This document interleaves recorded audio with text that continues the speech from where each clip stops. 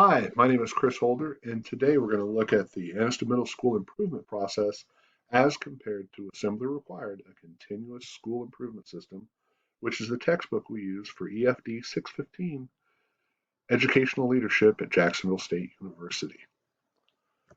So a little background here about Anniston Middle School, just to kind of let you know where everything's coming from. We have a total of 405 students. Of those students, 91% are African American, 4.5% are Caucasian, and 4.5% are Hispanic.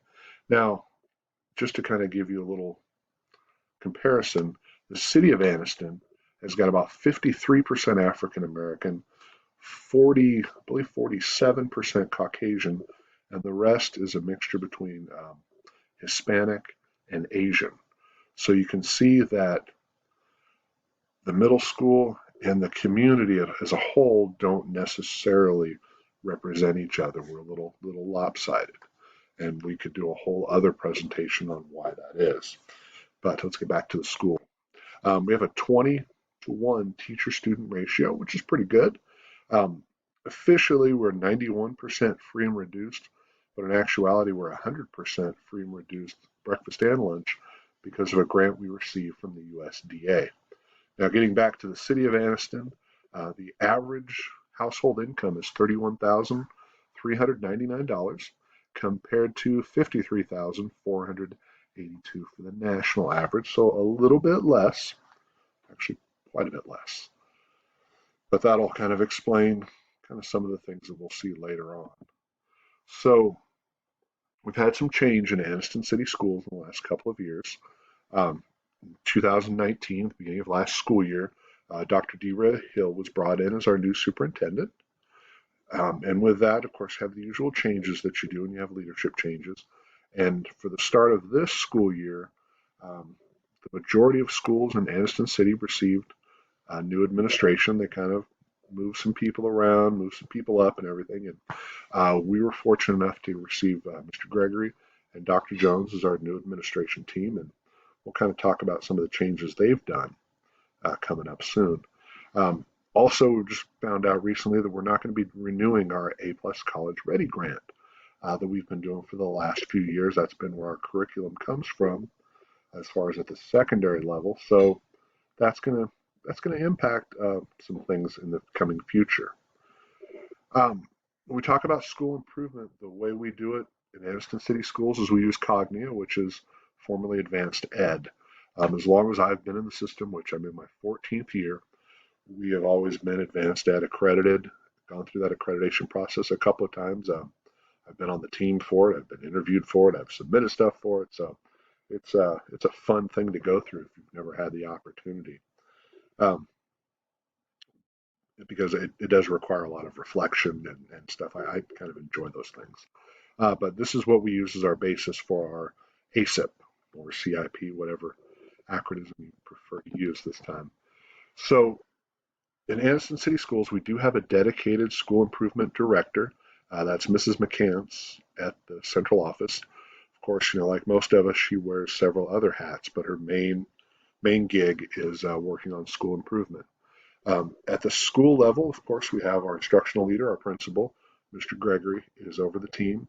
And then the team consists of the counselor, the librarian, one of our special ed teachers, and then somebody from each grade level, 6th, 7th, and 8th, one of our fine arts teachers, an electives teacher, and one parent. So we get kind of a good mix of backgrounds and of just opinions and just a whole bunch of different people that have various knowledge and experiences, all putting their opinions into it. So we get a diverse um, group in there, which I think makes for a healthier plan.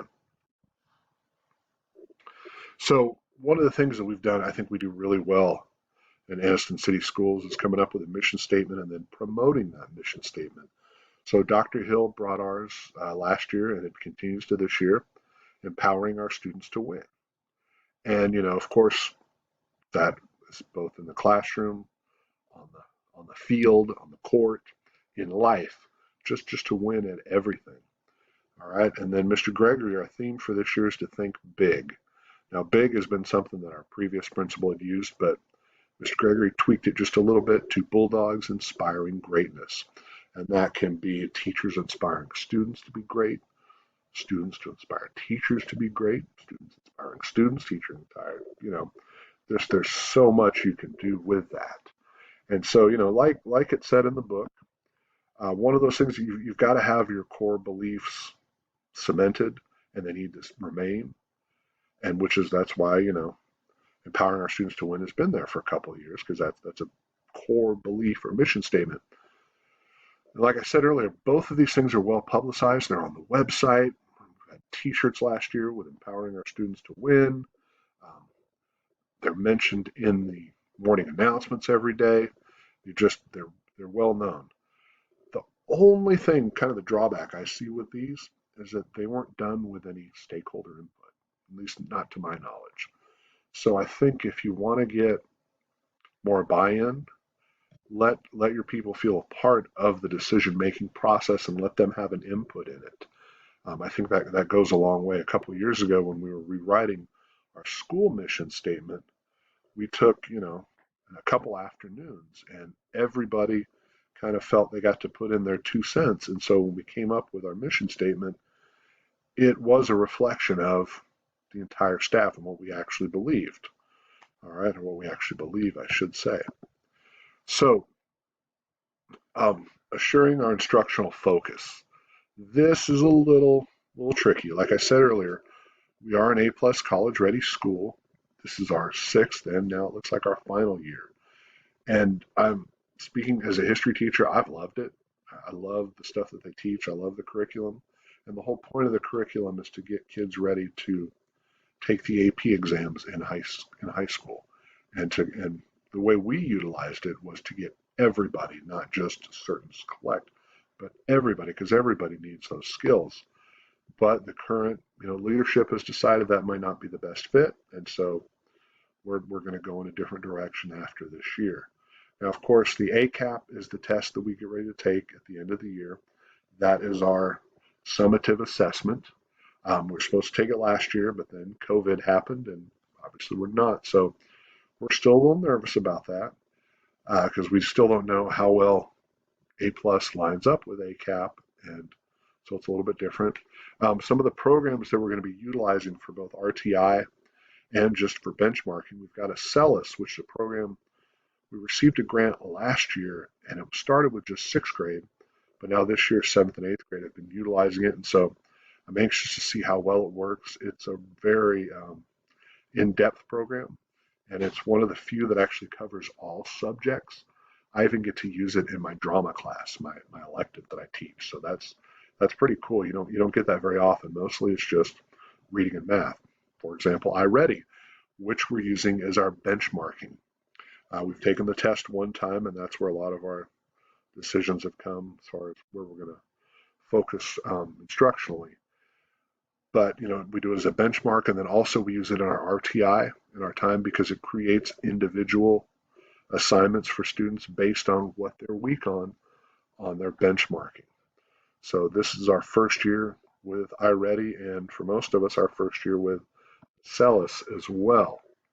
So when you look at school improvement, there's kind of 4 main areas that you need to kind of study. Curriculum, classroom, learner, and teacher. And when you look at those areas, you're looking for what area is the weakest, what causes the problems. And I know you talk to most teachers, and just, I don't know, maybe it's pride. I'm probably guilty of it too. You're going to say, oh, it's the learner. It's those kids, man, we can't teach these kids anything. But, sometimes it is the teacher.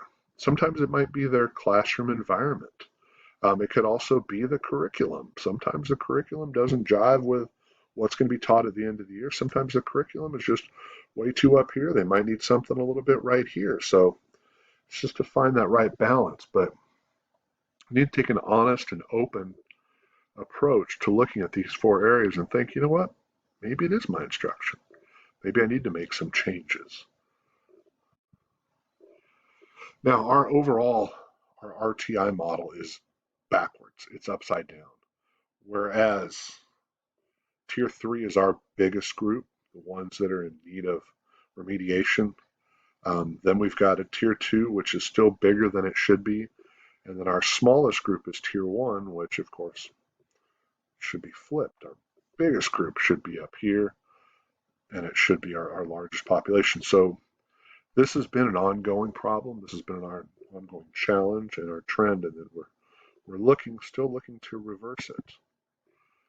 Um, you do need to kind of have some time to reflect when you've got a school improvement. One of the things that we've gotten pretty good at in the 8th grade, which is what I mainly teach, that's the sharing of best practices. Hey, what's working for you? Hey, how are you able to do this? How do you motivate this student? What works for you? And we've been given some time this year to develop our PLCs and our vertical team meetings. Our professional learning communities consist of grade levels, because those are the kids that you see all day, every day. The vertical team meetings are within content, so I'll meet with a 6th and 7th grade social studies teachers. We always kind of get to hash some things out and find out, how do we take these goals that are for the whole school and focused on reading and math and break them down to social studies and what they look like in our classrooms. Now, teachers teaching and learning from each other, I think that's a very important aspect. The 8th grade cluster that I'm a part of, the group that I'm a part of, I've never seen teamwork like this before. If one teacher understands something, man, we'll all spend our planning period in that classroom, and that teacher will basically lead a PD session. Right now, we're going through Schoology, trying to figure it out, and we've got one teacher that figures something out, and then she'll share it with the rest of us, and then, hey, somebody else figures out something, and we're kind of using that. It's great to have this just kind of self-motivation to be able to do that. So what we're doing, the 3 things that we've noticed in reading that we really need to work on: informational text, vocabulary, and literature. And we also have some math goals, but those are going to be math and science. We're going to do those because, trust me, I shouldn't be dealing with that. But informational text, man, it's something we do all day, every day in social studies. Vocabulary, not just the vocabulary words that go with the text, but also we're going to implement a word of the day and to increase the vocabulary of our students. And I'm fortunate enough in my class, I can bring in some literature elements, whether it's using holy books as literature or poems such as the Cloud Messenger from Indian poetry and Sanskrit, or talking about some Shakespeare as we get into medieval period. But I'm going to be able to bring in some of those literature elements into the class. So when you're looking at the overall plan, you need to take time to plan and not just hurry up, get this done, check this off so we can get it done. The team needs some time to research and reflect. And it's almost cliche, but this is a living, breathing document. And, you need to come back and look at it and see if maybe something's not working. And if it's not, then you need to make adjustments for it. So I know I just went directly from the chart and put this on here. The way Mr. Gregory has been and Dr. Jones have both been great about this is they have never not told us what a great job we're doing and saying how much they appreciate all the hard work we do and how much we mean to them, and it's great. It really empowers us, myself especially. I mean, I really thrive on being appreciated. And I'll tell you what, I'm willing to do whatever they ask of me. Bend over backwards, anything I can do to help them, and have a good attitude doing it. So I think making somebody feel valued and adding value to somebody, that goes a long way. So man, we celebrate at AMS like we should, whether it's 9 weeks, academic achievements, whether it is perfect attendance, even teachers with perfect attendance get celebrated. And that's a great thing. You need to celebrate all of those milestones and all of those accomplishments and recognize those that are doing good. So thank you very much for your time. And as Mr. Gregory says, have a supernatural day. Bulldogs lead the way.